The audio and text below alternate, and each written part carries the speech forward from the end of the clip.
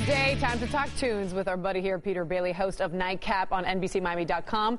In the studio this morning with Miami's own star, Mayor 305, Trick Daddy himself. And you know, we're here to celebrate. We're celebrating the nationwide debut of Trick Daddy's memoir, Magic City, Trails of a Native Son, co-authored by Peter Bailey here, award-winning writer, journalist for many, many years. And you immersed yourself into Trick's story, which really, Trick, it's a story of the city. It's a story of South Florida. Definitely. You know, I met Peter working with my Trick Love the Kids Foundation, doing a lot of things within Liberty City, Overtown, and South Day area.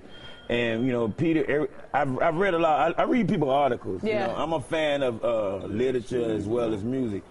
And Peter, he never makes the urban communities look like it's terrible. He always tells a story about how far we've come. And, you know, I wanted to get with Peter and tell him my story and let him speak to people from teachers to pastors to, I got like 30 brothers and sisters. Yeah. So from speak to inmates, like I have best friends that's doing life. Some of the first crack babies in Miami are my best friends. Wow. And so I let him speak to everybody, and I told him my story over 5-6 months' time, and we came together with a wonderful story. Hopefully we can get us a movie deal. Yeah, and I know there's plenty of local directors out there that are vying for this story. The story of Miami in that time has been told through many directors' eyes. But let's go back. You said that you sat with Peter for like 5 to 6 months. But Peter, it took you about 3 years to put this book together, right? Yeah, because I mean, Trick, Trick. You know, he's a pioneer of the South, and his history. I'm rough to deal with.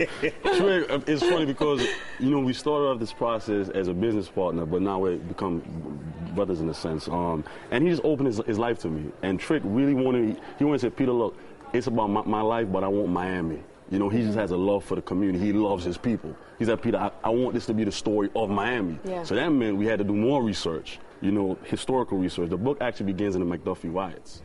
So Trick was very passionate about his people's story being told. He was very passionate about that. What do we learn about you, Trick, that we don't know already? Other than, it's funny, you said Trick loved the kids. I mean, that's one of the things I think of as a consumer. I've listened to your music. I grew up here in South Florida. I think Trick loved the kids. All right, where did that come from?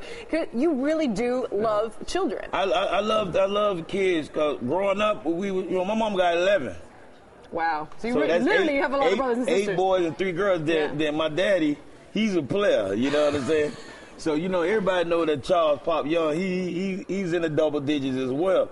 But we grew up on welfare and food stamp, you know. We grew up in the project. So your family was everything to you, you know what I'm saying? And I'm a strong believer in God. You know, you're supposed to put God first, then your family, then you, and I really believe in that, you know what I'm saying? So it was easy for me to come up with a terminology like Trick Love the Kids, and besides that, I was an adult at a younger age by choice. I was never one of those kids. You know, when kids get a certain age, you have to watch them. They try to dictate. They try to run your household. Yeah. They try to manipulate you. And the average parent out there should know that I'm not interested in being friends with my kids. I want to be their father. You could be friends with your brother and your sisters. You could be friends with your neighbors. You can't be my friend because you're not going to like everything I do or everything I say. And I'm sure because of a lot of your experiences, that you instill that even more so in your kids. You teach through your experiences, which are told here in the book. Of course. It was very seldom that I came to something in life that I wanted, whether it was a bicycle or a piece of jewelry or clothes. I told my mama, you get the girl stuff and I'm going to go out and do whatever I have to do to get the boy stuff. So that's the difference. I don't need to show to the crowd. It's funny, the first time I met Trick was at his toy drive in December of '07. And I show up and Trick gave me a spatula. He said, bro, if you're not here to cook for these kids, I don't know what you're doing here. Yeah. Because, you know, Peter think he's got this basketball friend. He think he's the hump. Think I'm smooth. I'm a smooth brother. I need you to feed the kids and hand out toys. Get to work. Get to work. Get to work. Let's go. We can party and drink and do all that later. Yeah. Speaking of partying, Trick, I have here, this is your first album, self-titled Trick Daddy. What was it like? What is it like when you're driving down the streets of South Florida and you hear somebody with their windows down listening to this or you know, dancing to this, and you know, and what else can we hear from you coming up?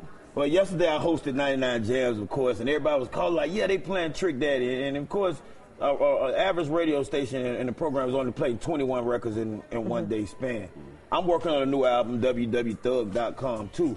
My thing is, I want to do more, you know, the South, we was always considered as booty shaking and bass music. I want to do more music about life. More music about, you know, the struggle, to let them not putting it on the pedestal, but to say that every kid doesn't have to go to prison as a teenager like I did. Every kid doesn't have to try drugs to know the outcome of the addiction of drugs, you know what I'm saying? And every young girl don't have to sell their body to be something in life, you know what I'm saying? You're a beautiful, attractive woman. Thank you. You ain't got no see-throughs on and no mini. You're dressing sexy, and that's what it's about, and that's what the book is about. You got to understand, I lived through 3 Category 5 hurricanes and 2 major riots, not including in the joint. So that's very, you know what I'm saying, very big. I remember in 1992, my second time going to prison, and I turned on the TV once the TV went to working and everything was missing. Yeah. That's a horrible feeling, you know what I'm saying? I couldn't help myself, I couldn't help nobody. And I don't want no kids these days. Parents, I want the parents to know all children deserve their Christmas. They deserve their memories, their pictures. Take their pictures. Let them have fun. Let them laugh. And let them eat until they can't eat no more. Yeah.